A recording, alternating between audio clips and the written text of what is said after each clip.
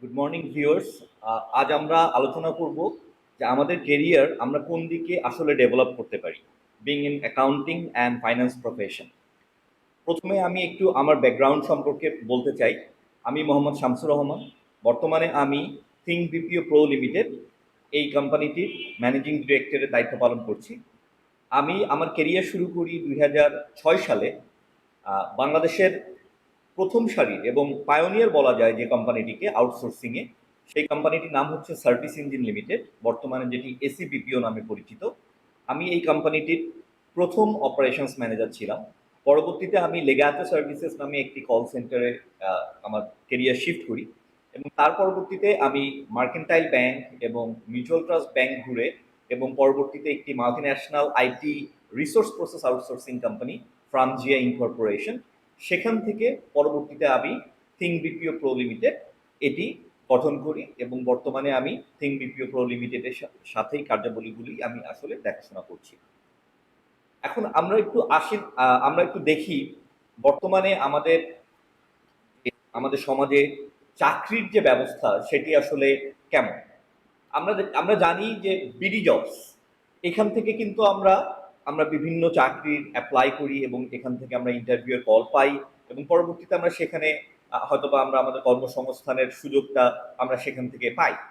তো আমরা এখানে দেখতে পাচ্ছি বিডিজবস.com-এ আমরা অ্যাকাউন্টিং অ্যান্ড ফাইন্যান্স প্রফেশনের আন্ডারে 220টি চাকরি, এখানে চাকরি আছে, 220টি চাকরি আছে। একই সাথে আমরা যদি একটু দেখি ফ্রিল্যান্সার.com আমি যে ফিল্টারিংটা করেছি সেই ফিল্টারিংটি হচ্ছে অনলি অ্যাকাউন্টিং। সো অ্যাকাউন্টিং ফিল্টারিংয়ের মধ্যে কিন্তু আমি 1300 জব কিন্তু পাওয়া গিয়েছে। 1300 আচ্ছা, এর বাইরেও আমরা যদি আপওয়ার্ক.com, এটা হচ্ছে আপওয়ার্ক.com, এর বাইরে যদি ফ্রিল্যান্সার.com-এ যদি আমরা যাই, আমরা কিন্তু দেখতে পাচ্ছি 1042 business accounting human resource and legal, এই সেকশনে কিন্তু 1042টি চাকরি কিন্তু এখানে আছে। এটি চাকরি না, 1042টি কাজ কিন্তু এখানে আছে। একইভাবে আমরা যদি পিপুল পার আওয়ারে যাই, পিপুল পার আওয়ারেও কিন্তু আমরা দেখব প্রায় 1000-এর উপরে কিন্তু এখানে কাজ আছে। এবং সর্বোপরি আপনারা এই এই সাইটটি, এই মার্কেট প্লেসটি সম্পর্কে জানেন কিনা জানি না, যেটির নাম হচ্ছে toptal.com, এবং এখানে যেটি বলা আছে যে hire the top 3% of the freelance talent. এবং এই toptal.com থেকে যেসব কোম্পানি কিন্তু তারা হায়ার করে, সেসব কোম্পানি যদি আপনি নিচে দেখেন তাহলে দেখতে পাচ্ছেন Hewlett Packard, Airbnb, JP Morgan, Emirates, Zendesk, Pfizer, এই সমস্ত বিশ্বের প্রথম সারির যে কোম্পানিগুলি আছে সেই কোম্পানিগুলি কিন্তু toptal.com থেকে কিন্তু তারা হায়ার করে। এখন আমাদেরকেই আসলে বুঝতে হবে যে আমরা কোন পথে আমরা আমাদের কেরিয়ারটি ডেভেলপ করব। আমরা কি প্রথাগত চাকুরি খুঁজতে থাকবো, নাকি আমরা আসলে প্রথাকে চ্যালেঞ্জ করে, আমরা চ্যালেঞ্জ জানিয়ে আমরা আমরা এই এই সমস্ত কাজ করার জন্য যেটি আমাদেরকে দরকার সেই জিনিসগুলিকে শিখে আমরা সেই জিনিসটি আমরা চেষ্টা করব। এই সমস্ত কাজগুলি করার জন্য আমাদের যে জিনিসগুলি মানে জানা দরকার, সেটির মধ্যে অবশ্যই যেটি রয়েছে সেটি হচ্ছে QuickBooks online, QuickBooks desktop, Xero, my web ইত্যাদি। কারণ আমাদের সমাজে আমরা যেটা দেখি সেটি হচ্ছে এখনো পর্যন্ত আমরা যদিও একটি পরিবর্তন আশা করছি, কিন্তু এখনো পর্যন্ত কিন্তু আমরা আমাদের এই সমাজ ব্যবস্থায় দেখছি যে আমরা কিন্তু ক্যাশ বেস সোসাইটি, আমরা ক্যাশ বেস সোসাইটি কিন্তু আমরা দেখি এবং আমরা এই সোসাইটির মধ্যেই বড় হয়েছি। সুতরাং আমরা যখন বাইরের কোনো কাজ করতে যাব তখন কিন্তু আমাদেরকে আসলে এই ক্যাশ বেস সোসাইটির যে এক্সপিরিয়েন্স সেটি থেকে আমাদেরকে কিন্তু বেরিয়ে আসতে হবে। আমাদেরকে শিখতে হবে যে আসলেই অ্যাকাউন্টিং অ্যান্ড ফাইন্যান্স এই জিনিসটি আসলে কেমন। এটি কিন্তু ক্যাশ বেস সোসাইটি, আমাদের সোসাইটির মতো না। এখানে ক্রেডিট অ্যালাওয়েন্সের বিষয় আছে। এখানে একজন বায়ার তিনি কিন্তু সেলারের কাছ থেকে ক্রেডিট পান, আবার একজন সেলার তিনিও কিন্তু একজন বায়ারকে ক্রেডিট অ্যালাউ করে। এবং সেই ক্রেডিট অ্যালাউয়ের যে বিষয়টা, সেই বিষয়টি কিন্তু আবার যে নির্দিষ্ট সময়, যে 15 দিন, নেট 15, নেট 30, এই নির্দিষ্ট সময়ের মধ্যে পেমেন্টটি দেওয়ারও কিন্তু একটি বিষয় আছে। কেন পেমেন্টটি নির্দিষ্ট সময়ের মধ্যে দিয়ে দিতে হয়? কারণ হচ্ছে যদি আমি নির্দিষ্ট সময়ের মধ্যে পেমেন্টটি না দিই তাহলে আমার ক্রেডিট রেটিংয়ে কিন্তু, আমার কোম্পানির ক্রেডিট রেটিংয়ে কিন্তু এটি হ্যাম্পার করবে।